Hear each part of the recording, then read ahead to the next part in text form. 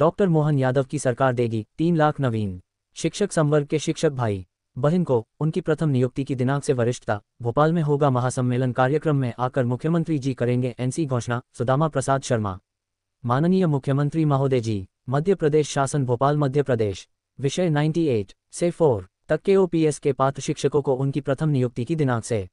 वरिष्ठता बहाली कराने संबंधी आदेश जारी करने हेतु एवं नवीन शिक्षक संवर्ग का ग्रेड पे स्केल 4200 एवं 4600 तथा 4800 करने संबंधी आदेश जारी करवाने बाबत ज्ञापन। महोदय, उपरोक्त विषय में निवेदन है कि मध्य प्रदेश में 1998 में शिक्षा कर्मियों की नियुक्तियां 800 रू, 1000 रू, 1200 100 रुपये के वेतनमान पर हुई थी। शिक्षाकर्मी वर्ग 3 को 20 रुपये और शिक्षाकर्मी वर्ग 2 को 30 रुपये एवं शिक्षाकर्मी वर्ग 1 को 40 रुपये वार्षिक वेतन वृद्धि लगाई जाती थी और अन्य शासकीय कर्मचारियों की तरह 182% महंगाई भत्ता दिया जाता था। फिर 3 वर्ष की परिवीक्षा अवधि संतोषजनक ढंग से पूर्ण करने उपरांत मध्य प्रदेश शासन स्कूल शिक्षा विभाग आदेश क्रमांक F1 269 2000.201 भोपाल दिनांक 21/6/2001 मध्य प्रदेश पंचायत शिक्षाकर्मी भर्ती नियम तथा सेवा शर्तें नियम 1997 के अनुसार प्रमुख सचिव स्कूल शिक्षा विभाग श्रीमान यू के सामल के हस्ताक्षर से जारी आदेश से वर्ष 2001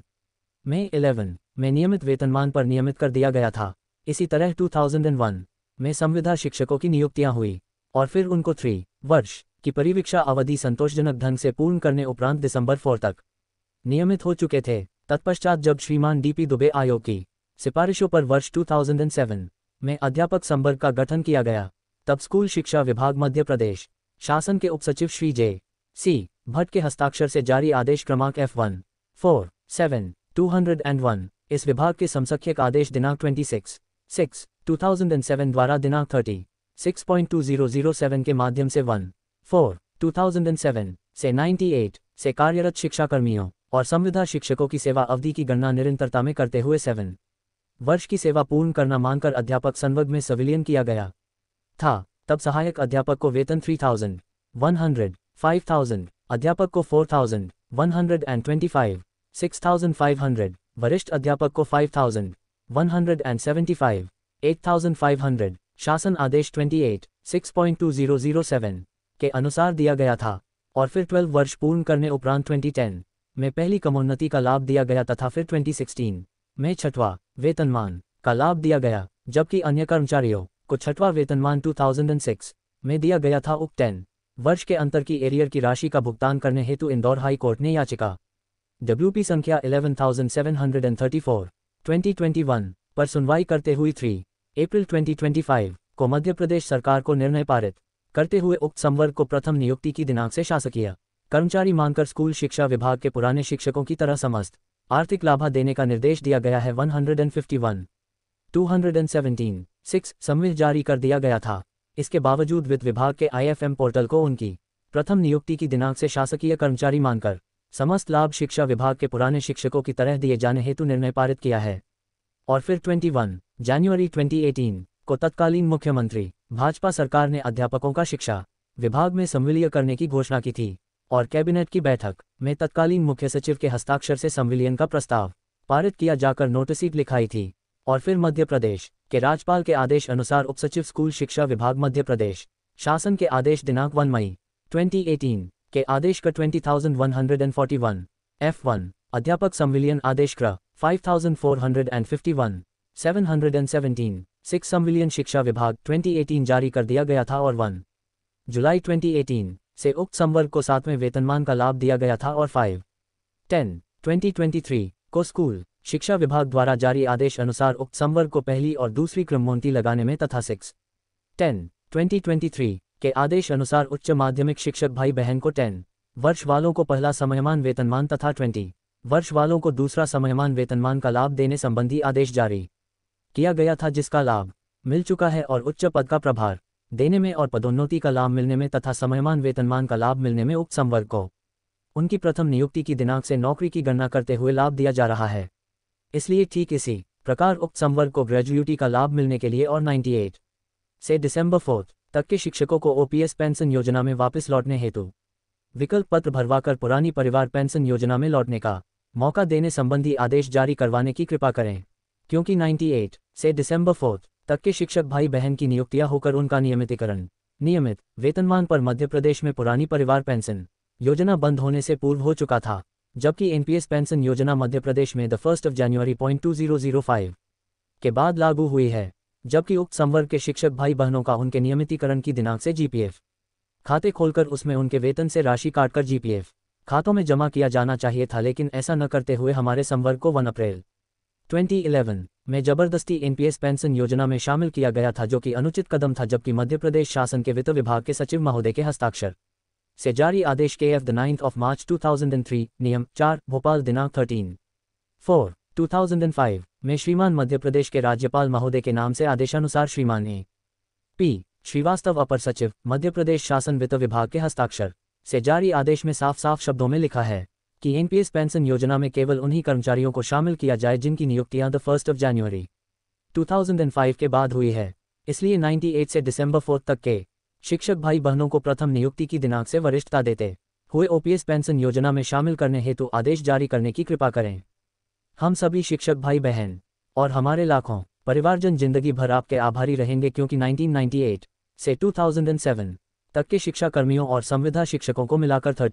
36/2007 के आदेश श्रीमान J.C. भट्ट अपर सचिव स्कूल शिक्षा विभाग के हस्ताक्षर से जारी आदेश अनुसार 1998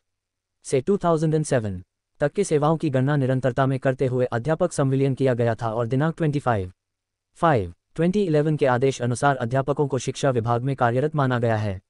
तथा दिनांक 1/4/2011 को जबरदस्ती एनपीएस योजना में शामिल किया गया है। जबकि 1998 से दिसंबर 2004 तक के शिक्षक भाई बहनों का जीपीएस खाते खोलकर उसमें उनके वेतन से 10% राशि काटकर जीपीएफ खातों में जमा किया जाना चाहिए था, क्योंकि उनकी नियुक्तियां होकर उनका नियमितीकरण मध्य प्रदेश में पुरानी पेंशन बंद होने के पहले और एनपीएस योजना लागू होने के पहले हो चुका था तथा दिनांक 14/5/1999 के श्रीमान R.S. चौहान अपर सचिव स्कूल शिक्षा विभाग मध्य प्रदेश शासन के हस्ताक्षर से जारी आदेश में शिक्षा कर्मियों को उपादान की राशि ग्रेजुटी की राशि का लाभ मिलने तथा पुरानी परिवार पेंशन योजना का लाभ दिलाने संबंधी निर्देश दिया गया है। माननीय मुख्यमंत्री जी से निवेदन करते हैं कि 98 से 4 तक के शिक्षकों को प्रथम नियुक्ति की दिनांक से वरिष्ठता बहाली कराने संबंधी आदेश जारी करने की महान कृपा करें। इस संबंध में 07/5/2025 को और 19/5.2025 को और आज दिनांक 315/2025 को उक्त मांग पर 3 सच CM हाउस में आकर दे चुके हैं। उक्त संबंध में की गई कार्यवाही से अवगत कराने की कृपा करें। आपके मुख्य आतिथ्य में अंबेडकर पार्क भोपाल में आपका अभिनंदन समारोह आयोजित करना चाहते हैं। कृपया तारीख समय निश्चित कर हमें सूचित करने की कृपा करें। और गुरुजियों को छत्तीसगढ़ की भाजपा सरकार की तरह मध्य प्रदेश में भी 2003 से उनकी वरिष्ठता दिए जाने संबंधी आदेश जारी किया जाए, क्योंकि छत्तीसगढ़ में मध्य प्रदेश से 2001 में गए गुरुजियों को 2003 से संविदा शिक्षक वर्ग 3 बनाया गया है। ऐसा ही आदेश मध्य प्रदेश में कार्यरत 28,000 गुरुजियों के हित में जारी किया जाए। इस संबंध में पूर्व विधानसभा अध्यक्ष मध्य प्रदेश श्री गिरीश गौतम जी ने भी माननीय मुख्यमंत्री जी को भी पत्र लिखकर मध्य प्रदेश के गुरुजियों को 2003 से उनकी वरिष्ठता देने संबंधी आदेश जारी करने की मांग की जा चुकी है, क्योंकि मेरे द्वारा CM हाउस भोपाल में आकर माननीय महोदय आपको दिनांक 7/5/2025 को, दिनांक -19/5/2025 को तथा दिनांक 31/5/2025 को और दिनांक 3 अगस्त 2025 को और आज दिनांक -5.9/2025 को शिक्षक दिवस के दिन उपरोक्त मांग पूर्ति करने हेतु ज्ञापन दे चुका हूं। आपका नाम बताइए और आप किस संगठन से हैं उसका नाम बताइए। आप मध्य प्रदेश सरकार से क्या चाहते हैं? मेरा नाम सुदामा प्रसाद शर्मा है। मैं प्रांतीय शिक्षक संघ मध्य प्रदेश, इस शिक्षकों का बहुत बड़ा संगठन है। इस संगठन का मैं प्रदेश उपाध्यक्ष हूँ। हमारे संगठन के प्रदेश अध्यक्ष परम आदरणीय भाई साहब श्री मनोहर प्रसाद जी दुबे हैं। मध्य प्रदेश सरकार के यशस्वी मुख्यमंत्री, कर्मचारी हितैषी मुख्यमंत्री, संवेदनशील मुख्यमंत्री परम आदरणीय भाई साहब माननीय डॉक्टर मोहन यादव जी से मध्य प्रदेश में कार्यरत नवीन शिक्षक संवर्ग के 3 लाख शिक्षक भाइयों बहनों की ओर से, शिक्षा कर्मियों की ओर से, संविदा शिक्षकों की ओर से उनसे ये निवेदन करना चाहता हूँ कि जब हम 98 से नौकरी कर रहे हैं तो वहीं जुलाई 18 से क्यों गिना रही है। दूसरी बात ये है कि मैंने खुद ने 10-10, 20-20 शिक्षक भाई बहनों को लेकर 7 मई 2025 को पहली बार, 19 मई 2025 को दूसरी बार और 31 मई 2025 को तीसरी बार, इसके बाद 25 जून को चौथी बार और 8 अगस्त को पांचवी बार और फिर 5 सितंबर 2025 शिक्षक दिवस के दिन इस तरह 6 बार सीएम हाउस भोपाल पहुंचकर 10-10, 20-20 शिक्षक भाई बहनों को साथ में ले जाकर माननीय मुख्यमंत्री मोहन यादव जी से सीएम हाउस के अंदर जाकर मुलाकात करके सब शिक्षक भाई बहनों के सामने उनको मैंने ज्ञापन दिया और ज्ञापन में केवल एक सूत्री मांग रखी गई कि मध्य प्रदेश के नवीन शिक्षक संवर्ग को उनकी प्रथम नियुक्ति के दिनांक से शासकीय कर्मचारी मानकर उनकी नौकरी की गणना उनकी प्रथम नियुक्ति के दिनांक से करते हुए जुलाई 18 में शून्य हुई 20-20 साल की वयस्कता बहाल करते हुए वयस्कता बहाल का आदेश जारी करने की महान कृपा करें। और इसके बाद जब मैं 5 सितंबर शिक्षक दिवस को माननीय मुख्यमंत्री से मुलाकात करने फिर पहुंचा तो उन्होंने उनके बगल में खड़े ओएसडी उनका जो पीए थे उनसे बोला भाई शर्मा जी से बैठ के आप बात करें। तो उनके सचिव महोदय ने मुझे उनके कक्ष में ले गए